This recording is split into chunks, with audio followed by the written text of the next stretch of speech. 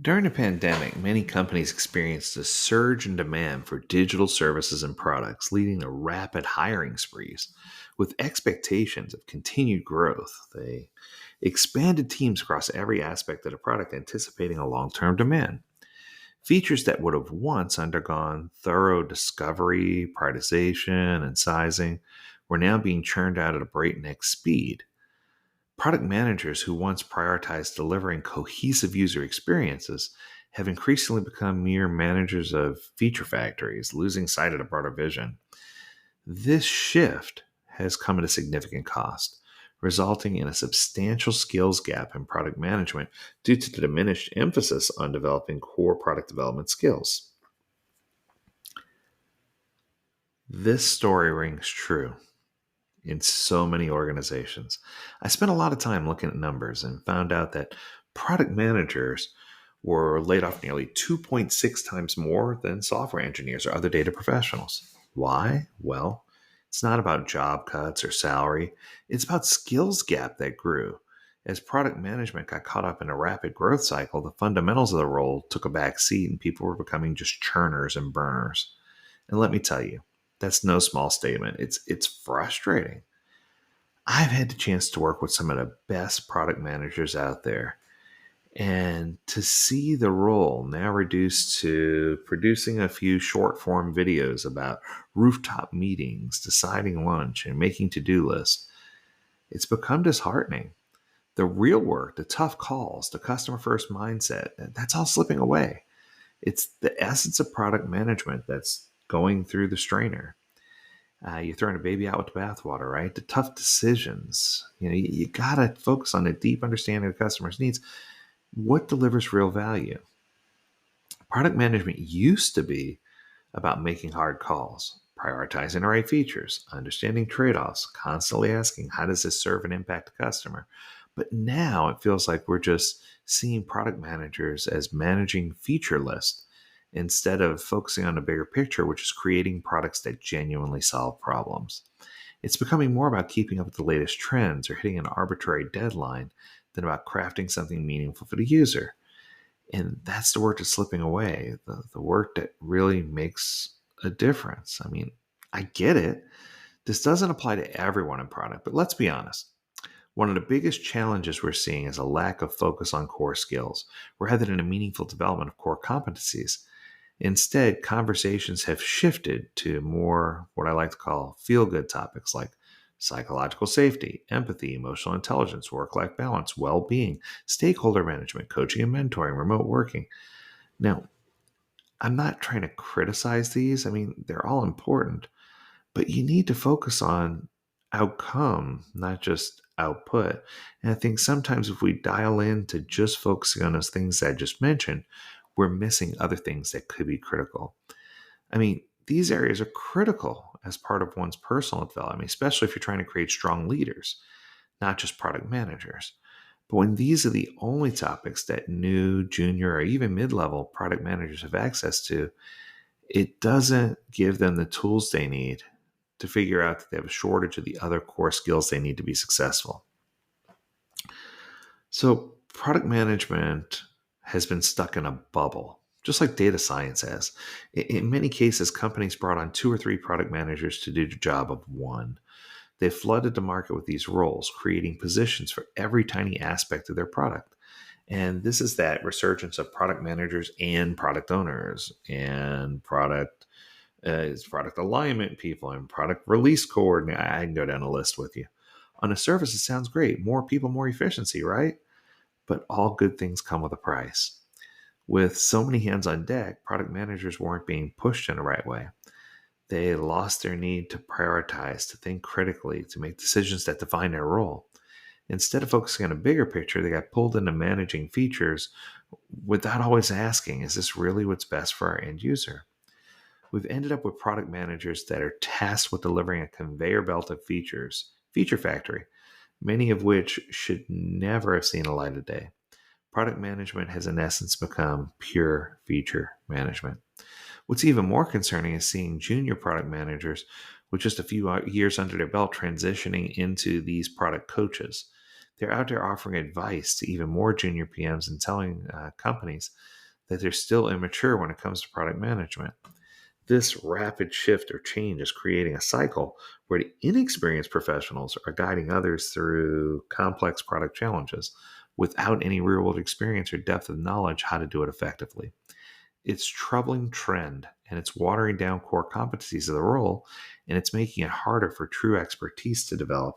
It's making it especially hard for well experienced coaches and trainers to get in and make a difference because we are often way more expensive than the people that they have internally. So the lack of depth in product means people no longer need to talk about competencies and skills.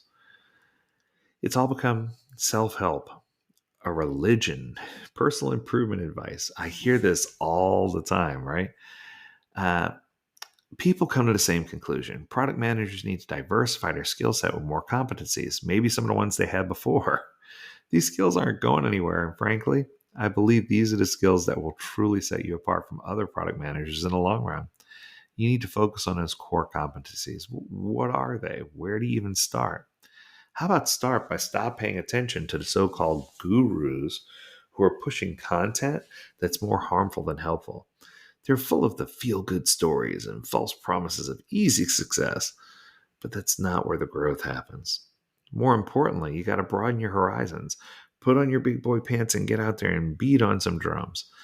There are skills that you need to have that clarify what you mean when you talk about core competencies and the skills that'll help set you apart to get back to what you need to do.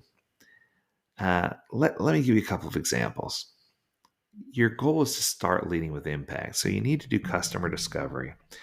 It's about getting to know who your users are, what they need, what frustrates them, and what they care about. It's probably the most important skill for a product manager because it's how you make sure you're building something that's the right thing that solves real world problems. You talk to customers and watch how they behave, learn from feedback, and reshape what they need to get where they need to be. Focus on data analysis. Dig into the numbers, see what's really happening with the product. It helps you figure out how users are interacting with it, where things are working and where they're not.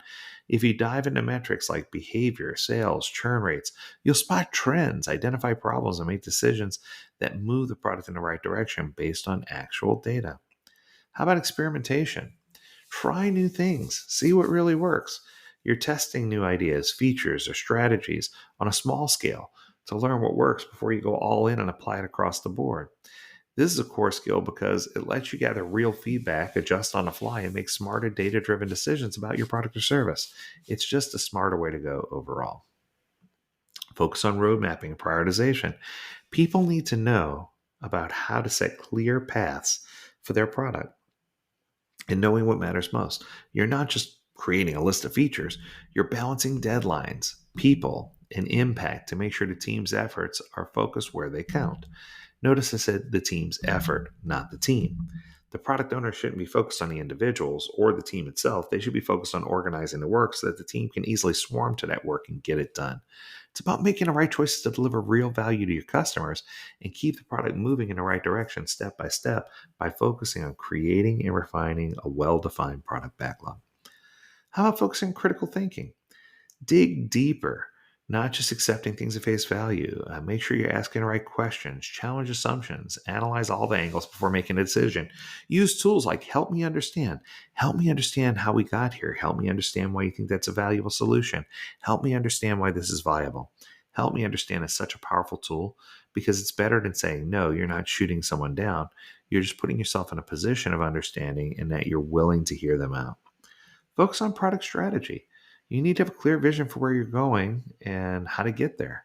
It's about setting longer term goals that align with what the customer needs and the market trends are, but also anticipate some of the future trends if you can. A strong strategy keeps your team focused and ensures every decision you make pushes the product towards delivering real world value. And that keeps you ahead of the competition and allows you to adapt and make changes along the way. Focus on your own commercial acumen. It's about understanding how the product decisions impact the business, revenue, cost, market position. This in turn talks about the need for a functional analyst, which is something that I always talk about that people don't really get their head around. Someone who is in a leadership realm that dedicates 10% of their time to helping us make sure we have alignment with a clear vision and strategy that aligns with the corporate vision and strategy. Those are all things that are incredibly important. So, when we talk about resource management, I want to be careful here. I'm not necessarily talking about people. I'm talking about managing budget, time, the hardware necessary to do something.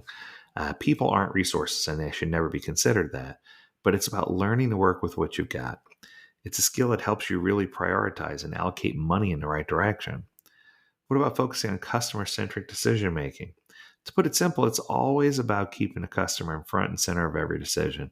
Make sure you ask yourself over and over, is this in the best interest of our end consumer? How would our targeted persona react to this? Instead of just what's easiest or quickest for the team to build, figure out what you need to do. Um, do those things that are going to help you really accelerate and focus on the consumer's needs. Make sure you know where you're getting your metrics and data from. Once you've developed a proposed metrics tree, if you will, source the metrics. Sourcing and finding out the right data and how you're going to measure things is incredibly helpful because going forward, whether you're tracking customer signups, churn rates, revenue, you're gathering numbers that paint a full picture of what your product's doing, and you'll have your facts straight. And it's not just about seeing what works, it's about understanding why it works and leveraging data in your favor. So there's so many things here that you can do. I don't want to say the world's the perfect place, but I'm cautiously optimistic about what's going on because I definitely feel like we have the tools we need to be successful. We just need to learn how to apply things in order to do better. That's going to do it. I hope you love this episode. If you did, make sure you leave us a comment, show us some love, and subscribe. If you have a topic you want us to discuss, learn more at agiledad.com. We'd love to hear from you. As always, we encourage you to stay healthy, stay well, and stay agile, my friends. Until next time, do take care.